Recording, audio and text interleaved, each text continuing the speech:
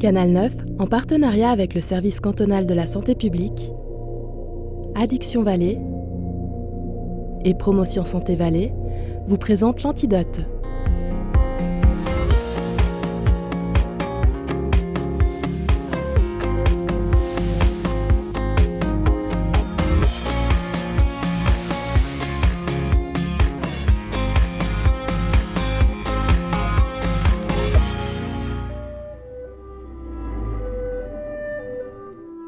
Cette semaine dans l'Antidote, les écrans qui envahissent nos vies.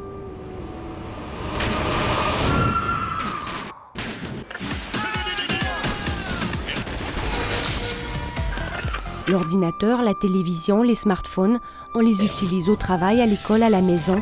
Ils contribuent à nous former, à nous informer, à nous distraire.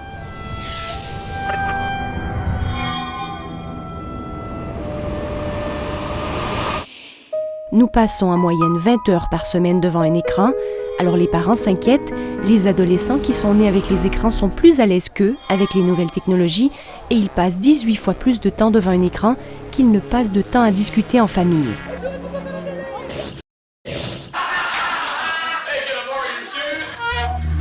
Mais faut-il s'alarmer pour autant?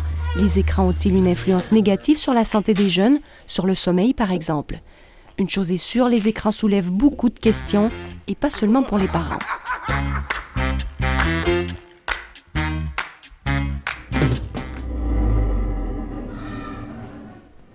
Nous sommes au centre de loisirs de Sion.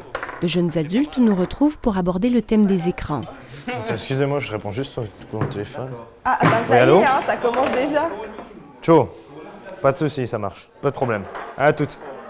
Ciao. Certains jouent à des jeux vidéo, d'autres travaillent sur l'ordinateur, s'endorment devant, et tous ont un smartphone dans leur poche.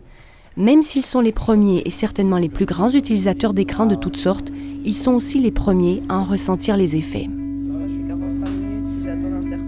L'année passée, en fait, je n'ai pas fini avec des excellentes notes à l'école. Puis je me suis rendu compte que cette cochonnerie me faisait perdre énormément de temps. Donc je me mettais à mon bureau, puis je disais « ouais, je commence dans 15 minutes, allez, je me regarde une petite vidéo ».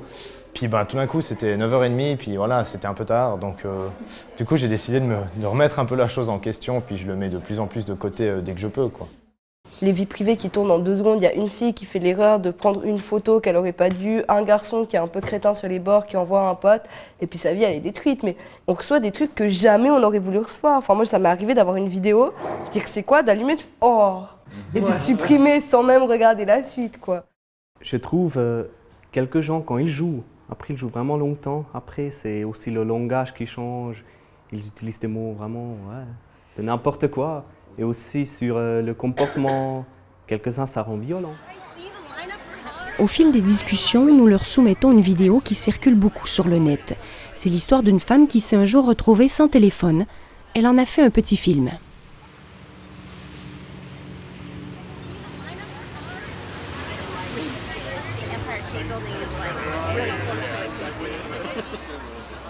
Ça arrive des fois que ce soit envahissant comme ça pour vous? Souvent? Ouais. Presque tout le temps. Quand on reçoit un message par l'application WhatsApp ou par SMS, on répond souvent là et puis on oublie les autres, quoi. On regarde tout de suite la réponse? Ouais. Même si peut-être c'est pas important, mais des fois je regarde, c'est pas important, je dis ok, je m'en fous, je le mets de nouveau en poche. Ça m'est arrivé de me retrouver, d'avoir 4 copines sur le téléphone. Et puis du coup, je prends mon téléphone parce que je sais pas quoi faire. Je dis, tu regardes quoi? Ah, Facebook. Ah, d'accord. Bon, je prends mon téléphone alors. Mais c'est vrai que ça enlève la convivialité.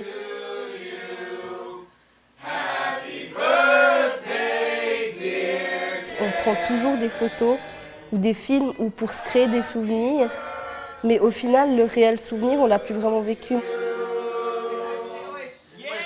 Dernièrement, j'ai été voir le concert de Section d'Assaut.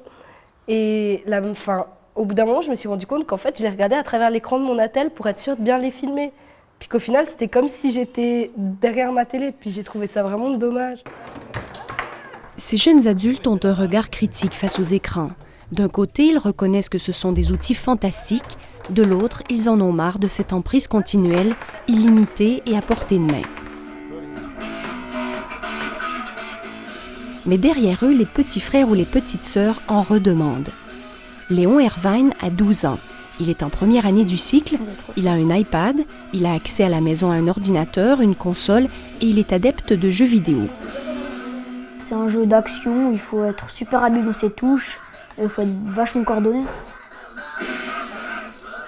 J'aime bien les jeux vidéo parce que ça divertit et puis que je dois mettre aucun effort.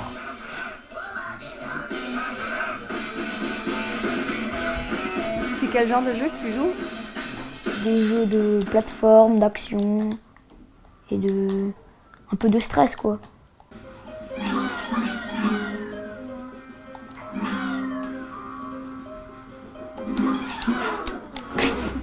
À midi, j'arrive, je fais mes devoirs. Souvent maintenant, j'ai plus le temps trop de jouer à midi, donc je finis mes devoirs le soir. Et puis le soir, quand j'ai le temps, je joue aux jeux vidéo. Combien de temps à peu près par jour? 1 heure. 1 heure à peu près par jour, puis ça te suffit? Moi j'aimerais plus comme tous les enfants, mais ouais, j'aime bien, moi ça me suffit. En général, ils doivent nous demander la permission avant et ils ont le droit à peu près entre 40 minutes et 1 heure par jour. Voilà. Puis quand on leur demande d'éteindre, ça doit être fait assez rapidement et puis c'est une relation de confiance. C'est important pour vous de mettre des règles comme ça? Oui, parce que justement, je veux que Léon il ait d'autres choses que l'ordinateur ou les jeux, donc il ait d'autres activités. Donc important aussi qu'il puisse d'abord priorité les devoirs, les leçons, et puis ensuite dès qu'il a un moment de libre, maintenant s'il fait beau, si c'est l'été, il va plutôt aller dehors et puis il aura le droit à un moment dans la journée à l'ordinateur. Puis ça vous a inquiété à un moment donné ou...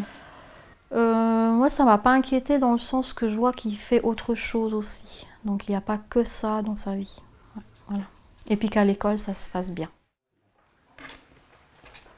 Là, je joue sur un serveur, donc c'est tout autre chose. Mais là, normalement, le but du jeu, c'est de la survie, en fait. Et là, tu joues tout seul à ça? Non, là, je joue en ligne, par exemple. Pour aller dans un monde d'une autre dimension, ça s'appelle le Nether. Même si ses parents ne comprennent pas toujours le but du jeu, Léon est bien entouré. Ses parents lui ont imposé un cadre, ils ont établi des règles basées sur la confiance et ils sont très attentifs à ce qu'il fait, au type de jeu qu'il choisit et à la durée. C'est un bon exemple. Mais il existe aussi de mauvais exemples. Des parents qui n'osent pas réglementer, qui ne savent pas comment faire, ou pire, des enfants qui ne savent pas s'arrêter, qui font une crise lorsqu'on leur demande de quitter le jeu.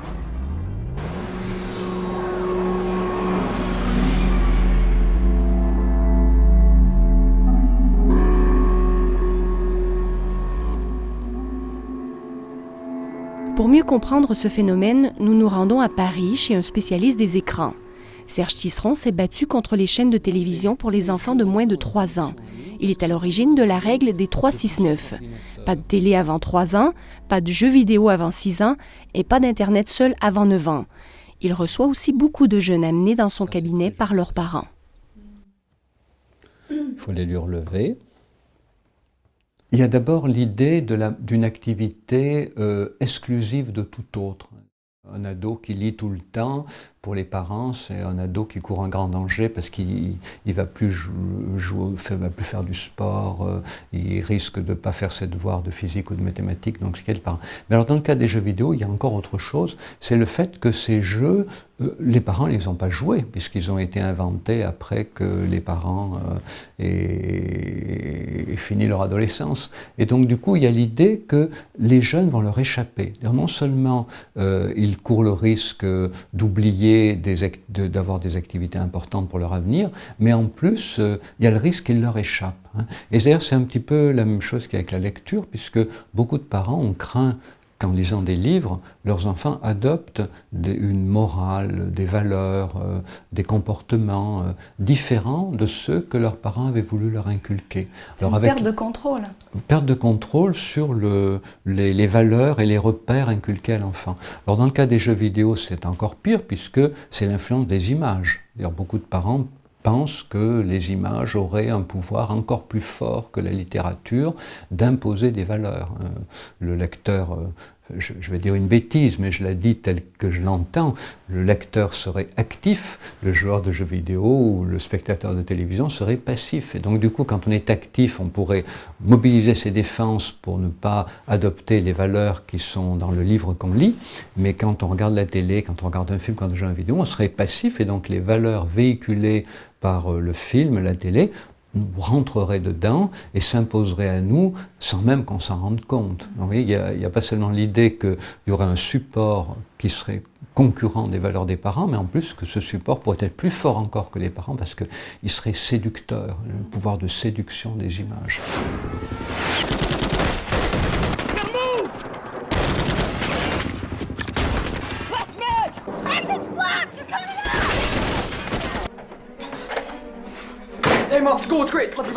Selon le spécialiste, un comportement excessif et compulsif face aux jeux vidéo ou aux écrans cacherait surtout d'autres problèmes, comme un manque de repères chronologiques chez le jeune enfant.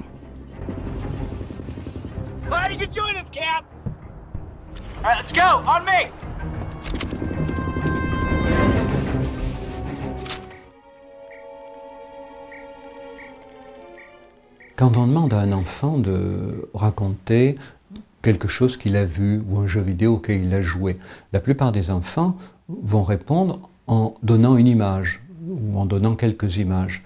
Et on va leur demander qu'est-ce qui s'est passé avant, qu'est-ce qui s'est passé après. Certains vont être capables de le dire et d'autres vont en être incapables. Et on s'aperçoit que les enfants qui vont le mieux bénéficier des émissions de télé ou des films ou des jeux vidéo qu'ils ont joués, c'est ceux qui vont être capables de reconstruire la chronologie de ce qui s'est passé. Et on sait aujourd'hui que la construction de cette chronologie, c'est la condition pour construire la chronologie de sa propre histoire.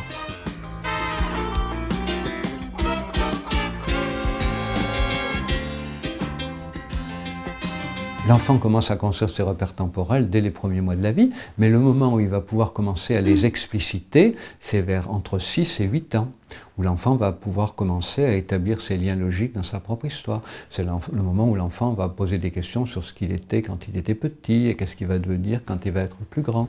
Donc il va construire ses repères.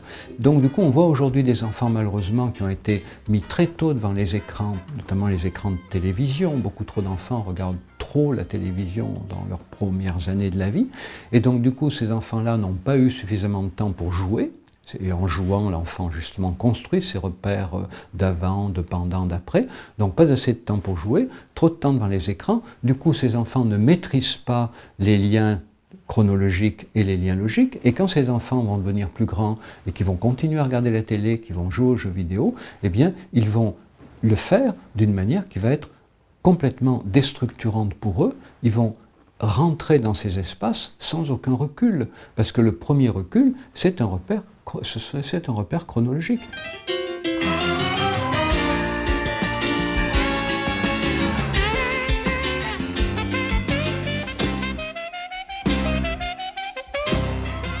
Les adolescents qui jouent de manière répétitive et compulsive aux jeux vidéo ne sont pas des adolescents victimes des jeux vidéo, sont des adolescents victimes du fait qu'ils n'aient pas intériorisé ces repères dans leur petite enfance, et ils ne les ont pas intériorisés parce qu'ils n'ont pas été confrontés à un milieu familial, à un milieu scolaire qui a suffisamment travaillé à les leur faire intérioriser.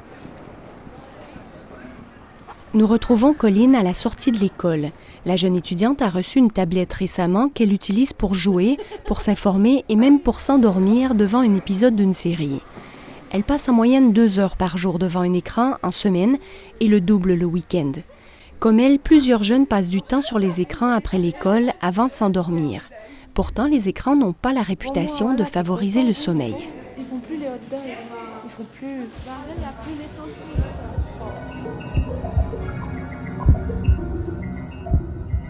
La lumière des écrans a la particularité d'avoir une dominante bleue. Il n'y a pas de LED blanc, donc on a une dominante de bleu. Et la lumière bleue est 100 fois plus puissante que la lumière blanche pour repousser l'apparition des hormones de la nuit. Donc ça a été mesuré, notamment par une équipe zurichoise avec des iPads. Si on expose des adolescents à des iPads, on voit que leur pic de mélatonine est repoussé, et donc l'envie de dormir également. Alors que si on ne les expose pas à des iPads, eh bien, ils ont envie de dormir plus tôt parce que la mélatonine est sécrétée plus tôt. Dans une étude pilote qu'on a faite à Genève, dans 2 collèges, où on a essayé de comparer justement le sommeil des adolescents qui étaient ou non exposés à des écrans, eh bien on s'est rendu compte étonnamment que la qualité du sommeil n'était pas du tout altérée par les écrans. La seule chose qui est clairement altérée, c'est la quantité de sommeil. Où là, on montre clairement que si on passe plus de temps devant les écrans après 21h, on va moins dormir pendant la nuit. Nous sommes ici au laboratoire du sommeil à la clinique de pneumologie de Crans-Montana. Des patients viennent passer la nuit dans une chambre surveillée pour que les somnologues puissent analyser leur sommeil. Il arrive parfois que des parents consultent ici, inquiets que leurs enfants ne trouvent pas le sommeil avant les petites heures du matin. Je sais pas, ça dépend ce que vous voulez. Un de nos rôles en tant que somnologue, c'est de dédiaboliser l'influence des écrans, mais également toutes sortes d'influences. C'est vrai que souvent, quand on a des adolescents qui consultent, ils sont un peu amenés de force, entre guillemets, par leurs parents, et on entend souvent le discours d'une mère attentionnée qui nous dit « Docteur, mon fils dort très mal, il va au lit très tard, je lui dis que c'est les écrans, dites-lui, docteur, c'est très mauvais de regarder les écrans, il faut qu'il dorme. » Et là, alors nous, notre travail, c'est de prendre un peu l'adolescent dans toute sa globalité. Il y a en général plusieurs petits problèmes qui se surajoutent. Et le problème des écrans, il faut bien avouer que c'est souvent un problème assez marginal. Donc on a aussi un rôle d'apaiser un petit peu le climat familial en valorisant l'attention des parents, parce qu'ils tiennent à leurs enfants, c'est pour ça qu'ils sont là, mais en dédramatisant un petit peu, en dédiabolisant l'influence des écrans. Il faut savoir que les adolescents ont un rythme du sommeil décalé par rapport à celui de l'adulte. Chez eux, les hormones du sommeil, dont la mélatonine, sont sécrétées environ 1 heure plus tard que chez l'adulte. C'est donc un phénomène tout à fait normal d'avoir de la peine à s'endormir tôt lorsqu'on est jeune. Par contre, des études montrent clairement que les écrans, surtout les réseaux sociaux et les jeux vidéo, repoussent l'heure du coucher, simplement parce qu'ils sont prenants et parce qu'ils nous stimulent. Certains jeux peuvent augmenter le rythme cardiaque, la température corporelle.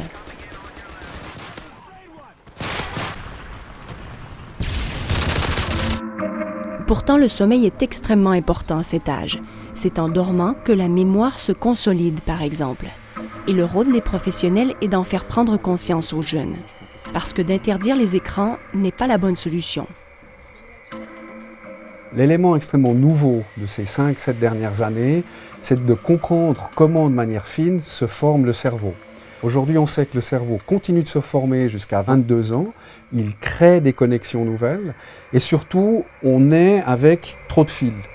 C'est comme si on avait une maison où on ne sait pas où on veut placer ses prises électriques, donc on en met une tous les 2 mètres. Et puis au moment où on décide de mettre la prise, on oublie les autres câbles. Le cerveau il fait la même chose, il va enlever une partie des connexions du cerveau. Et ça il le fait par l'arrière du cerveau, ici, qui sont les centres qui règlent l'exploration, les sens. Il y a la vue, mais aussi toute une série d'autres centres qui touchent aux sensations. Donc le jeune va avoir envie d'affiner, d'explorer, de concentrer. Par contre, la partie avant de son cerveau qui fait tout le contrôle, les régulations, l'ajustement du comportement dans les situations, il y a un décalage de plusieurs mois à années qui se fait dans le développement du cerveau. Ça veut dire quoi en termes d'écran ? Ça veut dire qu'en termes d'écran, ils sont à la recherche de sensations. C'est pour ça qu'ils vont passer plus de temps que vous et moi, adultes, sur des jeux, quel que soit le support, parce qu'à travers ces jeux, on expérimente des sensations fortes. Et c'est un des terrains d'expérimentation de l'adolescence que les adolescents du monde entier ont toujours fait, explorer les sensations fortes et se confronter au monde. Ce qu'on comprend maintenant, c'est qu'il y a ça qui est développé avant le contrôle, et que ça ne sert à rien d'être dans l'interdiction, il faut être dans un appui, dans une compréhension, et se donner le temps. Mais ce sont des enseignants qui sont en permanence. Olivier Dupéret est pédiatre pour l'unité de promotion de la santé et de la prévention en milieu scolaire dans le canton de Vaud. Le thème des écrans est devenu incontournable dans les écoles. On sensibilise les élèves au sujet de la cyberdépendance qui touche environ 5% des jeunes, mais surtout au sujet des risques de plagiat ou de harcèlement qui touchent près d'1 jeune sur 5.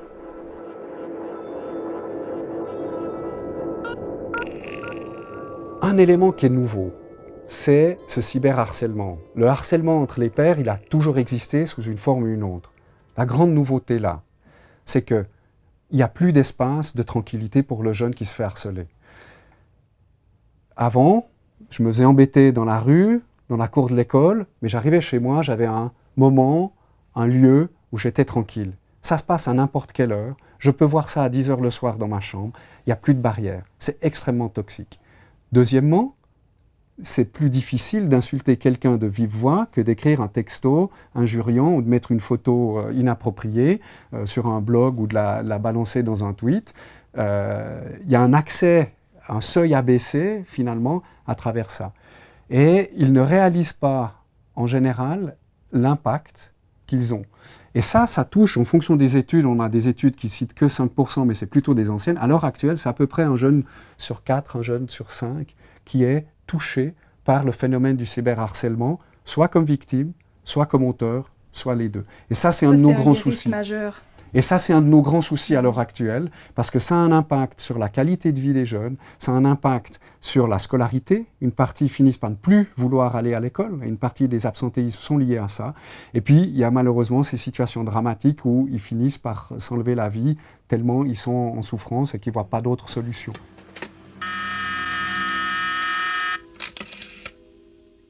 L'adulte, il a une compétence et le premier point, c'est l'écoute et l'intérêt. Montrer un intérêt, même si ça nous est un peu étranger, c'est important d'être à l'écoute, de comprendre. Ouvrez un moment de discussion, même si c'est des mondes qui ne vous intéressent pas, les jeux de guerre et des choses, mais de montrer une écoute de ce que fait votre adolescent comme parent ou de ce qui se passe dans la classe ou auprès des jeunes quand on est dans l'école, c'est un signe extrêmement important pour le jeune qu'il existe et qu'on s'intéresse à lui. Et soyez curieux, jouez, essayez. Bien sûr, on se fait battre à plat de couture, mais c'est des moments qui peuvent être sympathiques. Il y a un rôle fondamental qui est le cadre, parce que là où ils sont compétents, c'est la technique, ils en connaissent. Ils sont en une longueur d'avance de nous dans ce qui sort et tout ça.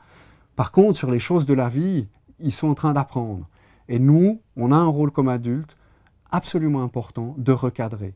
De dire il y a des choses qu'on peut faire, il y a des choses qu'on ne peut pas faire. Il y a toute une série d'exemples concrets, pratiques qui peuvent être faits. Peut-être le plus simple, c'est de dire mais ce que tu écris là dans un texte, est-ce que tu le dirais à la personne? Non. Alors tu ne dis pas ce que tu ne dirais pas en face à la personne. Autre problème souvent sous-estimé, le temps passé devant les écrans prend parfois la place du temps passé à bouger.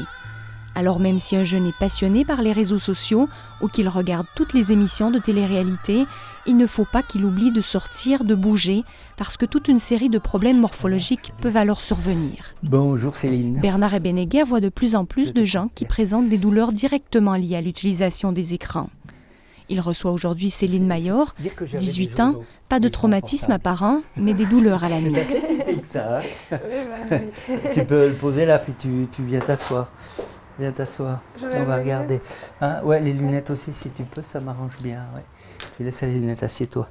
On va regarder où on en est. Alors, tu laisses tout aller. Tu peux lâcher ton dos, tu le laisses aller gentiment. Donc, toujours des douleurs à la nuque. Hein. Ok. Le problème le plus important, il se situe dans cette zone-là. C'est entre la première vertèbre dorsale, la deuxième et la côte. Le problème principal, ça c'est tout souple, elle ne va pas réagir. Si je l'appuie là, elle va réagir. Ça c'est lié certainement à la position qu'elle a au niveau du travail, parce qu'elle m'a dit qu'elle faisait passablement d'ordinateur. Ça c'est un problème ergonomique qu'on a très très souvent. C'est assez typique des jeunes, vous en voyez souvent des cas comme ça? Pas seulement chez les jeunes, hein. Quand on voit le nombre de gens qui utilisent leur ordinateur, qui n'appuient pas leur coude, il y a des positions ergonomiques qui sont complètement fausses. C'est des gens, on peut leur dire, mais si vous êtes normaux, la nuque est normale, vous n'avez aucun problème, vous avez même un bon dos. Mais pourquoi je peux avoir si mal? Ce qui est le plus intéressant là-dedans, c'est que par moments, ça peut être très, très, très aigu. Et notre gros travail, à part de leur faire prendre conscience du pourquoi de la chose, de leur montrer sur leur corps comment ça marche, et puis qu'en définitive, tout se tient, hein, notre rôle après, c'est de leur dire, faites du mouvement. Le meilleur, il faut d'abord se maintenir en activité et puis faire du mouvement. La position aujourd'hui devant le Natel, devant l'ordinateur, qu'est-ce qui pose problème? Souvent, c'est l'appui des coudes. Vous avez des gens qui, quand on a un appui de coude au bord de la table sur l'ordinateur, comme ça, le problème, c'est que vous fonctionnez beaucoup avec la partie haute, je suis gaucher, hein, je m'excuse, mais la partie haute de l'épaule. Si vous avez un bon appui, ça se fixe et vous travaillez là. C'est ça que j'essaie de leur montrer. Avoir une bonne position en appui, les jeunes devront y penser s'ils ne veulent pas avoir de problèmes sur le long terme. Et la meilleure façon de lutter contre les problèmes morphologiques est de bouger.